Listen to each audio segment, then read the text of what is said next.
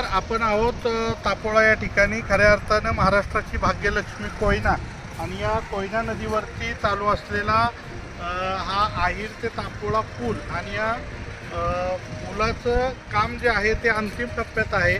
खऱ्या अर्थानं ना भूतो ना भविष्य अशा प्रकारचं या ठिकाणी एकनाथजी शिंदेसाहेब या राज्याचे मुख्यमंत्री झाले आणि या विभागातील विकासाला चालना मिळाल्या आणि विद्यमान उपमुख्यमंत्री यांच्या माध्यमातून आपण बघू शकतो की TNT कंपनीच्या माध्यमातून एक चांगल्या प्रकारे या ठिकाणी खऱ्या अर्थानं या पुलाचं काम चालू आहे.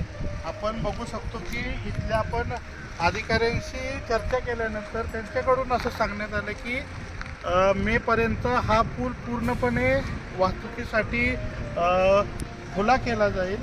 त्यामुळे या विभागातील दळणवळणाचा प्रश्न मार्गी लागणार आहे. त्याचबरोबर पलीकडचं जे आपण कोयनेचं आणि कांदाटीचं खोरं आहे या खोऱ्यातल्या पर्यटनाला देखील चालना मिळून या विभागामध्ये रोजगाराचा जो प्रश्न आहे तो प्रश्न देखील मार्गी लागणार आहे की आपण या ठिकाणी दाखवू शकतो की पूर्णपणे कोयनेचं जे पात्र आहे ते पूर्णपणे पसरलेलं आहे. मुख्य व्यवसाय जो आहे तो पर्यटनाचा आहे. इथं बोटिंग व्यवसाय चालतो.